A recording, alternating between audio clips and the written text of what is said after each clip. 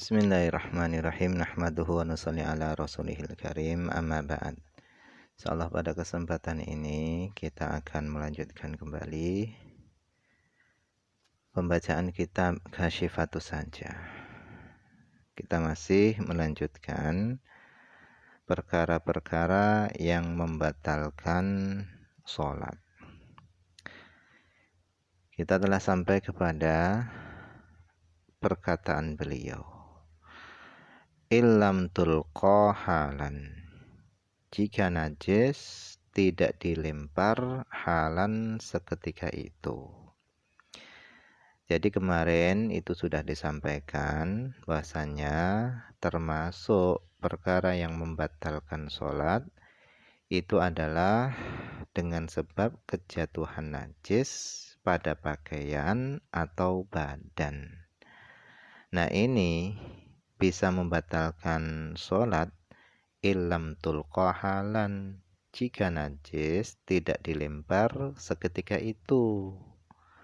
Tetapi kalau begitu kejatuhan najis, kemudian najis tadi itu langsung dilempar, maka sholatnya enggak batal. Nah, yang dimaksud dengan halan itu apa? Maksudnya adalah qabla mudhiyi aqalli tuma'ninah, sebelum lewatnya paling sedikit-sedikitnya tuma'ninah. Jadi paling sedikit-sedikitnya tuma'ninah itu adalah biqadri subhanallah, dengan ukuran bacaan subhanallah. Jadi maksudnya adalah jangan sampai masa waktu membuangnya najis tadi itu melebihi ukuran bacaan subhanallah. Artinya harus refleks, langsung segera dibuang. Min ghairi hamlin, dengan tanpa membawa najis. Jadi ketika melempar najis tadi, jangan sampai najis tadi itu terbawa oleh kita. Karena kalau ketika kita melemparkan najis tadi itu dianggap membawa najis, jadi aktivitas kita ketika kita membuang najis tadi itu dianggap membawa najis, maka itu bisa dianggap membatalkan sholat. Jadi najis tadi itu dilempar seketika tanpa ada kegiatan membawa najis.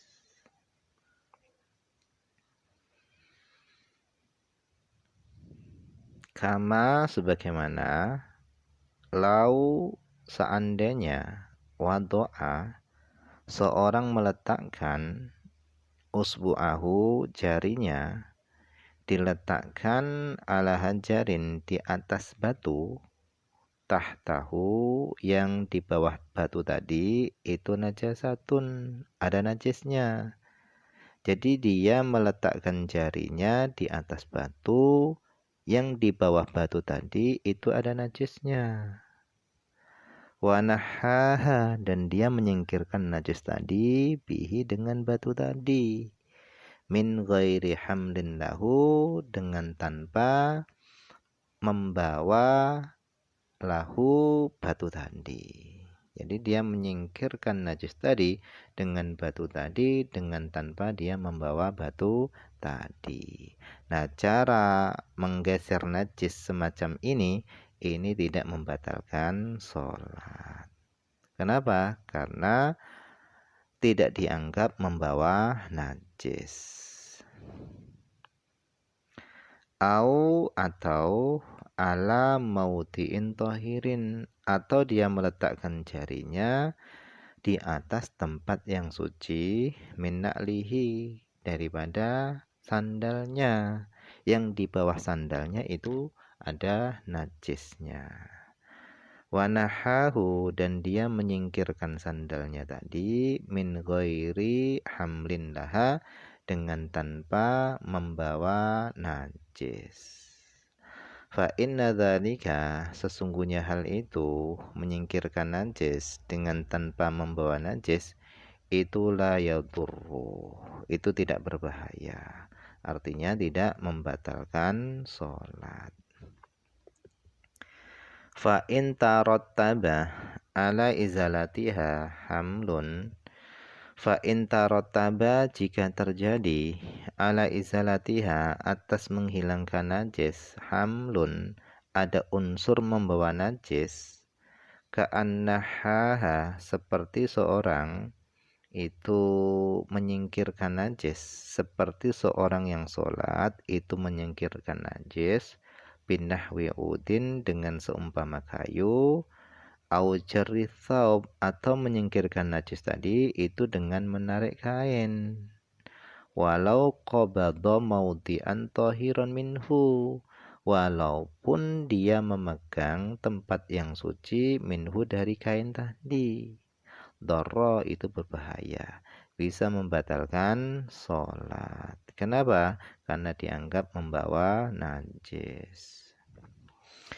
Thumma najasatu, kemudian najis yang jatuh tadi, ingkanat yabisatan, jika najis yang jatuh tadi itu adalah najis yang kering, falahu maka boleh baginya nafduha membuang najis tadi walau fil masjidi walaupun dibuang di dalam masjid.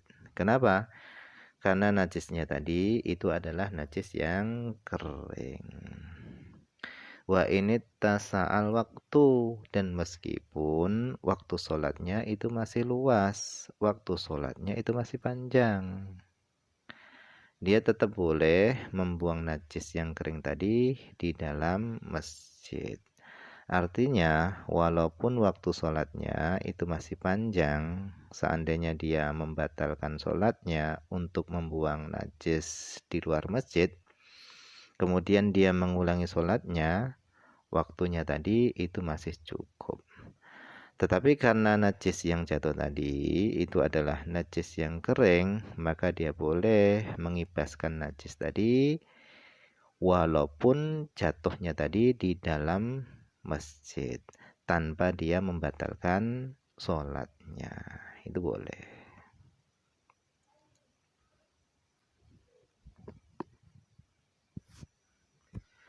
Thumma yajibu, kemudian wajib baginya izalatuha menghilangkan najis ba'da sholati setelah selesai sholat fauran dengan segera. Jadi setelah selesai sholat dia wajib membuang najis tadi dengan segera. Nah, ini adalah hukumnya jika najis yang jatuh tadi itu adalah najis yang kering. Dia boleh membuang najis tadi di dalam masjid tanpa dia membatalkan sholatnya. Wa in kanat radbatan, dan jika najis yang jatuh tadi itu adalah najis yang basah, wa yalzamu ala ilqaiha tanajjusul masjid biha, dan lazimlah ala ilqaiha atas membuang najis tadi, tanajjusul masjid biha menajiskan masjid dengan najis tadi. Maka fafihi, maka di dalam masalah najis yang basah ini itu tafsilun, itu ada perinciannya. Fa init tasa'al waktu, maka jika waktu sholatnya itu masih luas, masih panjang, maka ra'ahu, hendaknya dia memperhatikan masjid. Fala yulqiha fih, maka dia tidak boleh melemparkan najis fihi di dalam masjid. Dia enggak boleh membuang najis tadi di dalam masjid. Bal yaqta'us sholata, akan tapi hendaknya dia memutuskan sholatnya, membatalkan sholatnya, wa yarmiha, dan dia membuang masjid tadi kharijahu, di luar masjid. Thumma yasta'nifus sholata, kemudian hendaknya dia mengulangi sholatnya, memulai sholatnya lagi. Jadi jika najis yang jatuh tadi itu adalah najis yang basah dan waktu sholatnya itu masih panjang, maka hendaknya dia memperhatikan masjid. memperhatikan kehormatan masjid. Maka dia tidak boleh membuang masjid tadi atau melemparkan najis tadi di dalam masjid. Tetapi hendaknya dia membatalkan sholatnya dan dia membuang najis yang basah tadi di luar masjid. Kemudian dia mengulangi sholatnya lagi. Ini jika waktu sholatnya tadi itu masih luas. Wa illa, kalau waktu sholatnya itu tidak luas, sudah hampir habis, sudah mepet, maka ro'aha, maka hendaknya dia memperhatikan sholatnya, wa atammaha, dan dia hendaknya menyempurnakan sholatnya, wa alqaha, dan hendaknya dia membuang najis tadi fihi di dalam masjid. Kenapa? Karena waktu sholatnya tadi sudah mepet, sudah hampir habis. Wa wajibat, dan wajib izalatuha, menghilangkan najis tadi ba'da sholati, setelah sholat, fauron, dengan segera. Jadi kalau waktu sholatnya itu sudah mepet, sudah hampir habis, maka hendaknya dia memperhatikan sholatnya dan dia tetap menyempurnakan sholatnya. Kemudian dia najis tadi itu dilemparkan di dalam masjid. Kemudian setelah dia selesai daripada sholatnya, wajib baginya bersegera menghilangkan najis tadi.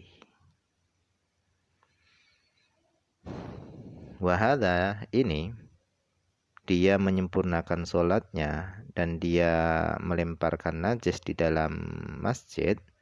Ini in qadara ala izalati fil fawr, jika dia mampu untuk menghilangkan najis dengan segera. Wa illa, kalau dia tidak mampu menghilangkan najis dengan segera, gambarannya bi alam yajid ma'an, dengan sekira dia tidak mendapati air, liyutahhiral masjidah, untuk dia mensucikan masjid bi, dengan air tadi, maka fayaqta'us shalah, maka hendaknya dia memutuskan sholatnya, membatalkan sholatnya, wayarmiha, dan dia melemparkan najis tadi kharijahu, di luar masjid. Jadi dia menyempurnakan sholatnya dan dia membuang najis tadi di luar masjid. Jadi dia menyempurnakan sholatnya dan dia membuang najis tadi di luar masjid. Itu jika dia mampu membuang najis tadi dengan segera. Tetapi kalau dia nggak mampu membuang najis tadi dengan segera, maka hendaknya dia memutuskan sholatnya dan dia membuang najis tadi di luar masjid, meskipun waktunya sudah mepet. Jadi yang lebih dipentingkan di dalam ketika kondisi semacam ini, yang lebih dipentingkan adalah kesucian masjid dan kehormatan masjid. Kama, sebagaimana afada telah memberikan faedah penjelasan yang demikian ini syekhuna, guru kami. Beliau adalah Muhammad Hasbullah. Jadi Muhammad Hasbullah ini adalah gurunya syarah, yaitu gurunya Syekh Nawawi Al-Bantani.